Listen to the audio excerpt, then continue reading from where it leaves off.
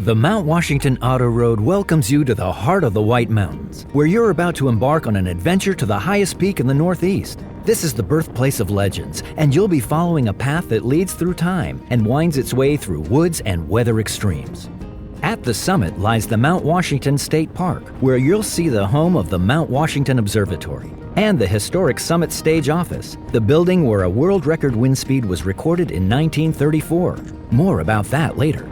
This audio tour will be your information and entertainment guide as you travel on the oldest man-made attraction in the United States. Your driving time to the top will be approximately 25 minutes, and this tour will be your guide to the remarkable views and amazing things that have happened here since the road opened to the public in 1861. Now, before we get to all the storytelling on how this legendary road came to be, and some of the extraordinary things folks have done on it, we have some pretty important information to pass along. Among the many wonders of Mount Washington, you'll be entering the fragile alpine zone, home to numerous rare and unique forms of plants and flowers. There will be many opportunities to stop your car and walk around, so please take care to leave these special environments as you found them. It's only because others have been thoughtful in past generations that these small endangered treasures are still here for us to enjoy. If you watch your step, literally, future generations will have the same opportunity.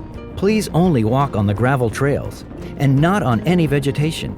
It's only through our continued stewardship that we can protect and preserve these treasured resources. Just imagine that this road opened to the public in 1861, and the scenes which are about to unfold before you have remained unchanged since then. Also unchanged is the need for safe driving. The road's remarkable safety record over the past century and a half is because drivers, whether in horse-drawn vehicles of the old days or the motor vehicles of this century, respect the basic rules of safety, which apply both to the trip up and down Mount Washington. As you ascend the mountain and then descend after your visit to the summit, these driving tips will help maximize safety and minimize inconvenience. Please keep the following in mind as your journey continues. The Mount Washington Auto Road has two-way traffic coming and going at all times, and cars coming down should yield the right-of-way to cars going up. Keep to your side of the road. And don't worry, it's wide enough for two cars to pass anywhere along the road. We urge you to drive up in the normal gear you would use on the highway, usually drive, or D, which will allow your transmission to normally shift as it needs to according to the grade of the road. Shift to a lower gear if your engine seems to be sluggish. Also refer to the driving suggestions you were given at the toll house. On the way back down the mountain, be sure to use the lowest gear available in order for your transmission to help brake the car and help avoid overheating your brakes. If ever there was a road that was designed for low gear, this is it. Also, avoid using your air conditioner, as this may cause the engine to overwork. There will be plenty of cool mountain air to refresh you as you continue to gain elevation. If your vehicle does begin to run hot, turn on the heater. It may sound strange, but this will actually help cool the engine. Should you find yourself driving in the fog at any time while on the mountain, turn on your headlights for the sake of all oncoming traffic. And please remember, it's a New Hampshire state law that all persons under 18 years of age must wear a seatbelt. Mark Twain once said, "If you don't like the weather in New England, just wait a minute."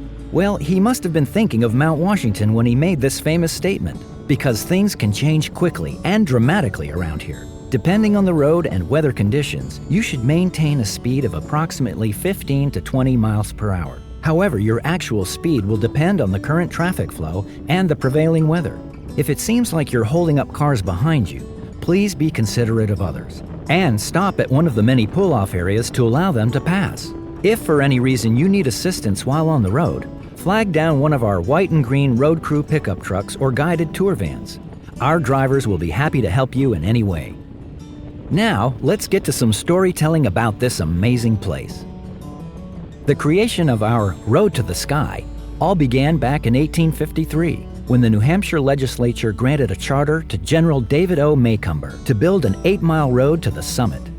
It was a challenging task he set for himself, to say the least, but he had a vision of how tourism would affect the area in the years to come. The White Mountains were beginning to gain a reputation as a vacation destination, with grand hotels being built to cater to wealthy travelers during the summer season. His path to the summit of Mount Washington would surely be the high point of any visit to the North Country. In fact, your presence here today confirms just how right he was. One of the first grand hotels was the iconic Glen House, which was located at the base area from which you began your climb. This hotel, along with 3 others which shared its name, all burned to the ground between 1884 and 1967. For many decades to follow, there was no lodging on the property, but after many years of planning, the latest Glen House opened for business in 2018. Like its predecessors, the new hotel caters to travelers looking for the ultimate White Mountain experience. Unlike the previous structures, however, the new Glen House represents the pinnacle of green building practices and eco-friendly accommodations. Feel free to stop in for a tour or a great meal when you get back to the base area. As you drive upward through the hardwood forest, try to imagine what the early road builders faced. Dense trees and underbrush, steep ridges, and immense boulders and ledges oppose the construction at every turn. This isn't a particularly inviting place to excavate a roadway, but no adversity would be too great if it resulted in the conquest of this famed peak. One young woman who visited the Glen House in 1854, Mary Langdon, explored the work in progress and wrote an article for Harper's Weekly magazine. In it, she recounted her memories of the road during its construction. We have all been walking in the lowering twilight on the road, which is making its way up Mount Washington. Though nothing is impossible to modern science, it would seem impossible to vanquish the obstacles to the enterprise, the inevitable steepness of the ascent, the rocky precipices. We passed on through debris of blasted rocks, stumps of uprooted trees, and heaps of stones until we got far enough into the mountain to feel its stern solitude. And when that was written in 1854, they were still 7 years from completion. Unfortunately for General Maycomber, his financial backing ran out about halfway up the mountain. So, it ended up taking 2 companies years of backbreaking hand labor, blasting, logging, clearing, and grading to complete the task. During a 2-year delay after the first company failed, it was questionable as to whether or not the project would ever be completed. But the lure of Mount Washington was too great to keep this road from reaching the top. It was particularly difficult to make any progress when natural obstacles such as the weather combined with the primitive technology of the era to slow things down. Since dynamite had not yet been invented, all the blasting was done with black powder, a dangerous and at times unstable explosive. In order to split the massive rock ledges which blocked the way, individual holes were hand-drilled into solid rock and then filled with black powder, blown up or split apart one at a time. All the logging was done with axes, saws, and elbow grease. Teams of oxen and workhorses drew carts filled with gravel. All in all, it was a dirty, dangerous job, largely accomplished by immigrant labor working in a place not yet fit for man or beast. But finally, on August 8, 1861, the construction was done, and done right. Many decades later, in a study completed with aerial surveys and the latest technology, the Army Corps of Engineers could find no improvement to the route as laid out in the middle of the last century. Today, this toll road is still privately owned and operated by the Mount Washington Summit Road Company, and with very little change in ownership, has remained a family business since 1906. As you continue your ascent, glimpses of pristine mountain vistas begin to reveal themselves, but it wasn't always that way. In fact, around the turn of the century, logging barons had virtually clear-cut much of what is now the White Mountain National Forest. The decimation of these native forests created not only fire and erosion dangers, but created such an unsightly mess that the cause of conservation was taken up by politicians, downstream mill owners, and average citizens alike.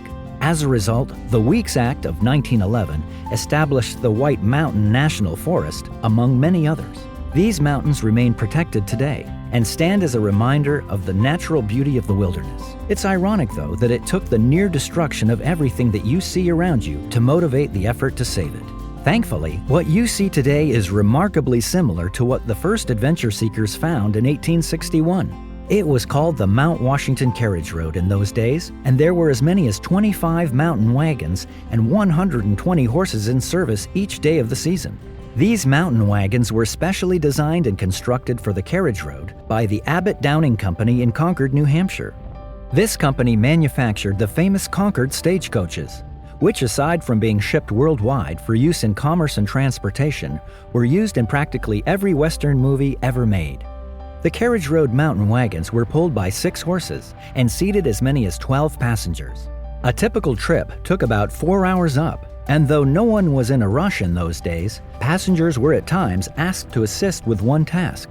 On windy days, those making the journey were asked to get out and collect rocks to add weight to the wagon so it wouldn't tip over in the strong winds above treeline. Though it is unmarked today, the halfway point along the road used to be a stopover for guests and horses in the old days. Here, the halfway house offered shelter and refreshments before the last long pull to the top. The ride down took 2 hours and was another adventure in itself. The steep grade and heavy loads meant that the stages wore through a set of leather brakes on every trip, as the horses, driver, and wagon fought gravity the whole way down. Also, the carriage road stages weren't alone on the road by any means. Individual hotels had their own coaches for their guests, while other folks drove the family buckboard or surrey, or rode on horseback. Then, as now, it was an active road that required the driver's full attention. As the word continued to spread, more and more people found their way to New Hampshire's North Country. New railroads continued to push their way past the lakes and into the hills, and while still a rural setting, the world had finally beaten a path to Mount Washington's doorstep. As you gain elevation, you'll begin to notice startling changes in the vegetation. Nearer to the bottom of the autoroad is a typical northeastern hardwood forest, composed of maple, oak, birch, and beech trees. Further on, you'll see fewer hardwoods and more evergreens, such as balsam fir and spruce. More significantly, these trees are diminishing greatly in size, as the combination of wind, cold, and scarcity of proper soil create a difficult growing environment. Continuing upward, you are entering the Krumholtz, or the crooked wood zone. In some cases, these stunted and beautifully twisted and gnarled trees, with a height of only 2 or 3 feet, are more than 100 years old. These unique trees have adapted to survive in this often inhospitable location, as have a wide variety of wildlife that calls this mountain range home. Moose, black bear, and deer are among the larger species to be found near the bottom, while bobcat, beaver, porcupines, raccoons, foxes, coyotes, and countless types of birds can be found on Mount Washington's slopes. Even on the summit, mice, moles, shrews, and voles have adapted to life in this extreme environment. As your journey takes you further up the mountainside, you'll notice it has begun to get a bit cooler, and that the trees continue to get smaller. As the road goes on to its height of more than a mile in the sky, 6,288 feet to be exact, the climate changes with it, eventually reaching the equivalent temperature one might find 600 miles north of here in the Arctic tundra region. Just think about it. In the distance of just the first few miles upward, you've now traveled from the more familiar hardwood forest of our region through the Krumholtz to an area more like that in northern Labrador or Alaska. Here in the alpine zone of the Presidential Range, you'll find a stunning array of rare plant species, including alpine flowers, lichens, and mosses. In fact, plants like the dwarf cinquefoil live only in the White Mountains and nowhere else on the planet, and are listed as federally protected species. Many of these unusual plants, though small, are very old, with some varieties not flowering until they are 20 or more years old. Many experts believe that the mountain landscape you're viewing is more than 10,000 years in the making. So again, we ask that when leaving your vehicle to explore the mountainside, to please be aware that the endless vistas are only one of the most obvious wonders here. There is also an amazing world right at your feet, which if not cared for could be lost forever. Never pick or step on any flowers, and when out of your vehicle above treeline, please step only on defined pathways. With your help, our fragile ecosystem will be something to marvel at for centuries to come. Scientific interest in Mount Washington has been ongoing for more than 200 years. In the last century, just the novelty of being here was enough to inspire whole books. One famous writer of the mid-1800s, Reverend Thomas Starr King, had this to say about the mountain's various climates. I send you a greeting this morning from the cupola of New Hampshire. If perchance you are suffering from the heat when this missive reaches you, let your eyes cool themselves by reading that just outside the tip-top house, the mercury is at 34 degrees. The ride from the glen was very easy. We rose indeed by climate as well as ridges. It was July at the base, late September on the ledge, and November at the apex. The tip-top house he refers to was built in 1853. You'll see it in just a bit. It's the only original summit building that survived the Great Fire of 1908. The summit today has evolved greatly from how it all began so long ago, but it's always been a hub of activity for travelers to the White Mountains. The summit community in the 1890s was a very busy place. It featured a large hotel, stage office, railroad station, and even its own newspaper called Among the Clouds, the first and only newspaper ever to be published on a mountaintop. All visitors to the peak had their names published in its pages, along with local news and gossip. The daily editions used to make their way down the mountain along the cog railway track on a contraption known as a slideboard, or more popularly called the Devil's Shingle. Real history was made again in 1899 when a little-known inventor named Freeland O. Stanley drove his locomobile up the road. He did it for publicity, hoping to build a name for his fledgling company that he had just sold. Stanley began his expedition from Newton, Massachusetts, with the goal of finishing on the top of Mount Washington. The automotive age was dawning, and on August 31, 1899, an unlikely little vehicle looking like a horse-drawn buggy without the horse became the first motor car to climb the mountain.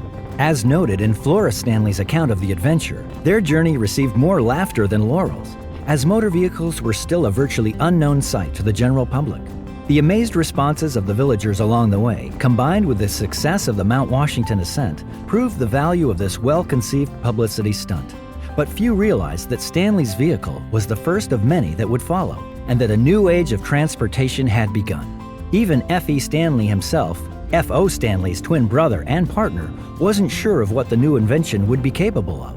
As expressed in an 1897 letter to his wife, after one of their horseless carriages nearly caused an accident in town, he stated, "I wrote you some time ago about motor carriages. Well, I'm building one. I'm making all the plans, and it will be 4 inches wider and 5 inches longer than our best buggy was. It will cost me about $500. It will not be afraid of a steamroller and will have no bad habits. It will stand without hitching, and perhaps that is all it will do." Well, as history has shown us, it did much more than simply stand still, as did the Stanley brothers, who went on to create the still famous Stanley steamer, among many other inventions.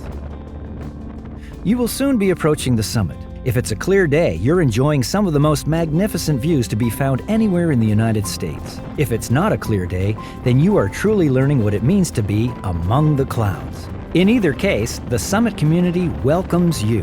While you're here, visit the historic Tip Top House, which holds the record as the oldest summit building, standing since 1853. The Sherman Adams State Park building will offer you a top-of-the-world perspective from the observation deck, with hot meals and restrooms inside. Downstairs, explore the observatory's interactive Extreme Mount Washington Museum for a look at what life is like at the summit in winter, as well as some rare mementos of the past. And be sure to visit the historic Summit Stage Office and Gift Shop, which is where the observers huddled together while measuring a world record wind speed in 1934, an unbelievable 231 miles per hour. You won't have any trouble recognizing which building it is. It's the one that's chained to the ground. If your headlights are on, be sure to turn them off before exploring the summit. You should be coming to the parking area pretty soon, so save the rest of this tour for when you begin the trip back down. Enjoy your adventure at the top of New England.